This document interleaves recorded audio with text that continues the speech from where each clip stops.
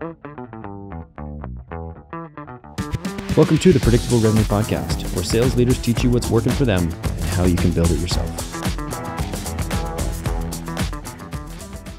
This episode of the Predictable Revenue Podcast is brought to you by our sales coaching and consulting services. Are you looking to create repeatable, scalable, and predictable revenue? We've helped thousands of companies grow their business with tailored expert advice backed by testing to ensure they establish the best practices that'll work for them. Head over to bit.ly/predictable revenue coaching to learn more.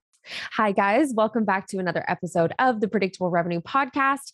Now, you have probably got lists of thousands of prospects, and you know all the main players in your space. And you know that 80% of them are probably a waste of time, but you just don't know which 80% those guys are. I'm your host, Sarah Hicks, and today on the Predictable Revenue Podcast, I'm going to be chatting with an expert about leveraging ABM to reach prospects that are actually worth your time.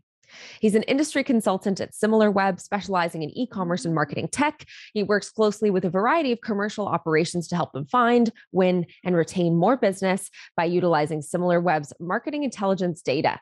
Simeon Atkins, welcome back to the Predictable Revenue Podcast. Thank you, Sarah. Thanks for having me back. It's great to be here. Yeah, it's a good sign. It means we enjoyed you the last time. So, Simeon, tell me, what is account-based marketing? Why are we talking about it today? Absolutely. So account-based marketing, ABM, is essentially a highly targeted, highly strategic form of customer acquisition within B2B marketing. It's a process that definitely combines sales and marketing, really requires them to work hand in glove together to initially identify, nurture, engage, and then ultimately close a set of very strategic accounts. So if we compare that to kind of general inbound marketing, where the strategy there would be to create the content first and then market it to a relatively broad set of your target audience, ABM is the reverse of that. So you start off by identifying which accounts and which personas you want to go after first, and then you tailor the content specifically around that target audience. There are kind of three key areas of ABM that we're going to go over today. I'll kind of briefly touch them now, and we'll go over them in more detail as we go on. So the first element is it's very strategic and targeted around a set of very specific accounts. So the best way to recognize ABM is very, very strategic and very focused. So as we said before, it's really about targeting quite a small group of accounts, certainly versus kind of like traditional inbound marketing, which would be catering to a much wider audience. So it's much more kind of tailored towards a smaller set of audiences. And that's kind of determined on what the ROI that you've determined would be from those accounts. So you'd be targeting accounts that you would be perceived to give you a high return of investment, or might offer you kind of high strategic value to your book of business. So it could be a very significant company that might not be paying you a lot of dollars initially, but you know that you could grow them into quite a large account down the line. And it might be a case of having that logo on board and associated with your brand is going to then help bring others on board as well. The second element to ABM is it's very much a multi-channel process. So this kind of omni-channel approach is super important for ABM. So it's going to be using things like email, social, using virtual and in-person events, because it's really kind of geared towards different audiences, and you need to make sure the messaging is coming across the right way. And that's definitely going to, need you to use a variety of different channels. And then the third element is really this kind of feedback loop as well, which is definitely an area that gets overlooked quite a lot in not just ABM, but in marketing in general. But it's really important to assess how much you're spending on the campaigns, obviously what the return on investment was on the campaigns, how long the campaigns ran for, to really get an idea of where the success was, and then obviously what you can do in the future to improve those campaigns moving forward as well. Got it. So you mentioned that one of the big things here is that the sales team and the marketing team are really working together on this. So what kind of value do you see when sales reps are doing their part in this ABM approach? Yeah, absolutely. And just one thing actually to go back to my previous answer as well, because you asked us why we were talking about it. And I think it's important just to highlight why we're bringing this up and why it's such an important subject. I think firstly, it can be a game changer for companies. If it's done well, it really can, help revenues and logos skyrocket. But I think the other thing as well is that we find in a lot of cases it's not being done in the most effective way. And so what we're going to try and do in this podcast is sort of walk through some of the do's and don'ts in terms of your ABM strategy and hopefully kind of give you some best practices moving forward. So in terms of the benefits for sales reps, because of the nature of ABM, because it's very targeted, because you're pre-engaging clients before you're reaching out to them, it means that the sales teams are going to be talking with companies that should have a much better product alignment with your solution. And so one of the byproducts of that is that there's less of a need for cold calling. So cold calling is obviously always going to have a place within sales, but I think we can appreciate that it's not always the most time-effective way of closing deals. And so because sales reps are already talking with an audience that be predetermined to have a good product fit, will probably have been engaged at some point in the sales cycle, then it just means that there's less of a need for cold calling. I think one of the other beauties of ABM as well is the fact that you're going after specifically the decision makers or the people with high influence within that company. So what that is going to do, hopefully, is start to shorten sales cycles. So you're kind of almost negating straight to the top and I suppose leaving behind some of the other stakeholders that you might have to go through, which again, if you look at more traditional inbound marketing, because it's a little bit broader and a little bit more general, you're generally going to be attracting people that are lower down on the decision-making ladder. So again, having the benefit of speaking directly with decision makers is going to hopefully shorten those sales cycles.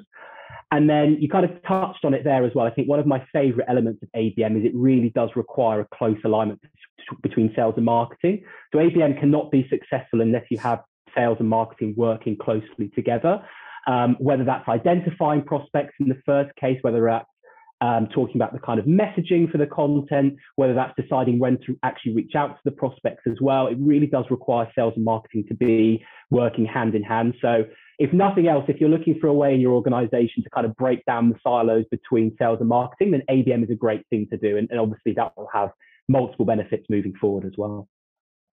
Absolutely. And what are some of those common mistakes that you see when it comes to leveraging ABM from either the sales rep perspective or the leadership perspective? Yes, it's kind of going back on a few of those points I just mentioned there. I think some of the big ones would be not being targeted enough, maybe going after too big a pool of clients in a way, maybe being concerned that the pool that you're going after looks too small. But that's kind of the nature of ABM, is that you are going after a relatively small but very, very targeted group of accounts that you've already identified have a high strategic value. And so I think sometimes with these campaigns, you can be a little bit too broad. I think definitely it can break down if sales and marketing aren't working closely together, if they again go back into their silos, because there's going to be miscommunication in terms of what the content needs to be, who we need to be reaching out to, when sales need to engage with these prospects as well. So I think definitely having that alignment is super important as well. And again, going back to my area around the kind of different channels as well, we'll kind of touch on this a little bit later as well, but it really does require an omni-channel approach. And one of the reasons for that is that when you're speaking with different levels of decision makers, they're going to engage with content in different ways. So for example, if you're speaking to quite a high level executive, they might be engaging more with email newsletters that are going directly to their inbox that kind of deliver more concise information that they can digest in their own time. They might also respond better to ads on like LinkedIn, for example, rather than other social media like Facebook and Twitter. But then mid-level managers might have more time for things like webinars. So again, narrowing down your approach to just a couple of different channels, again, is going to limit your success with ABM. Yeah, makes sense. So if we want to get it right, where do we start? Yes. So I think this answer will probably be speaking more to the people that will be designing and implementing the ABM strategy, but there's definitely some kind of key takeaways here for anyone that's involved with the process, I would say for sure. So the first step, and this is kind of how we approach it at SimilarWeb, the first step that we would take is assembling your ABM dream team. So there'll be some companies that will have the headcount to be able to just have teams that are dedicated specifically to ABM. But in most cases, it's kind of like a blended approach where you have marketing and sales reps that will be both looking after ABM, but also kind of doing their general day-to-day roles as well. I think what's really important when you're assembling your team is making sure that you have a combination of marketing reps and sales reps in that dream team. And these reps really need to be well versed in your customers, what their pain points are, what their challenges are, as well as your own products and solutions. I think another thing that I'd recommend as well with your team members is ABM is quite a strategic kind of plan of action. So I would definitely recommend having people that are quite strategic thinking people and very much performance driven as well. I think that's definitely going to help the process for sure. The second element then is identifying who you're targeting for this campaign. So if you haven't already identified your ideal customer profile, you definitely need to do that before you start anything else. Really, really important that you do that. Once you've identified that ideal customer profile, then you can start to think about which accounts are going to offer the highest value in terms of ROI and strategic value to our book of business. And you can use a few different performance metrics for this. You could have a look at, what is the expected sales cycle for these types of companies? What is the strategic value in terms of if I have this logo on my book of business, is that then going to attract other companies to join up with this as well? What kind of territories they're operating in? There's a number of different metrics that you can use, but it's really important that you identify that first before moving forward. Step 3 would then be within those target companies, identifying who the decision makers are and who the influencers are within that company. So as we said before, the beauty of ABM is the fact that you're going after specifically the decision makers and the influencers within that company. Obviously, that is going to require you to have quite a lot of accurate contact data that's obviously compliant with the relevant kind of GDPR compliance metrics, etc.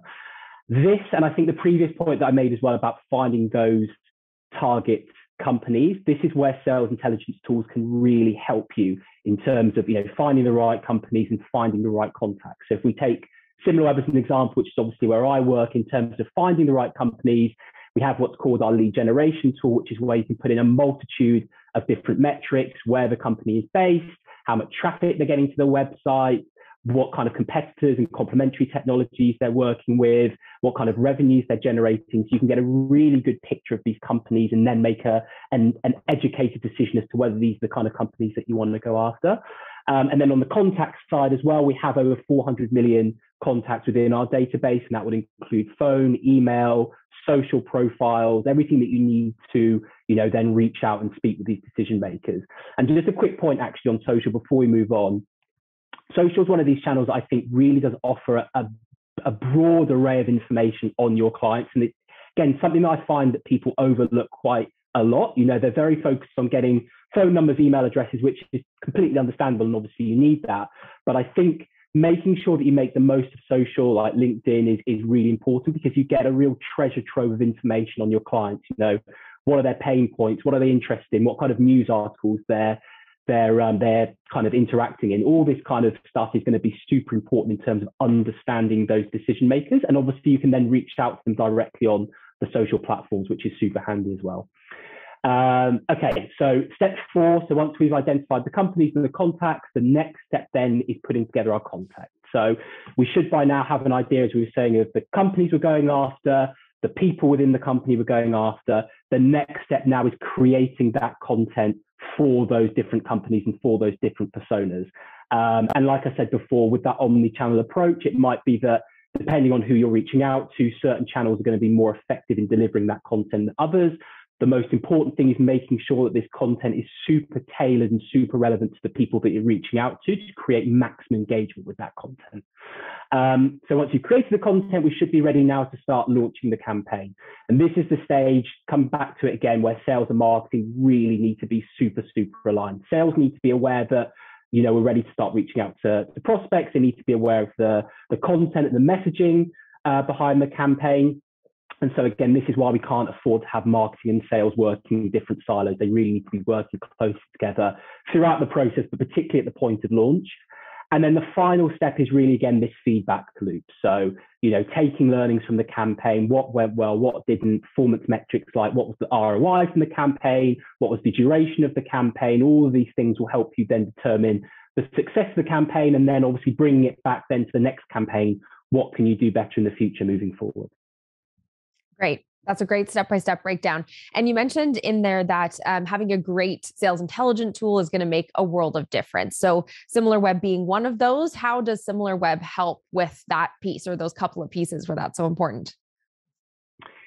Yeah, so it all comes back to data. I mean, everything that we spoke to there really does rely on data, whether it's understanding the right companies, finding the right companies, finding the right contacts, putting together relevant content for that audience and for those companies, you need data to back that up. And this is where sales intelligence tools like SimilarWeb can really help. We provide key bits of data that is really going to help you put together your ABM campaigns from start to finish, as I was alluding to before, those kind of key performance metrics in terms of finding companies, particularly in the e-commerce space as well. It's a constantly changing, constantly evolving market.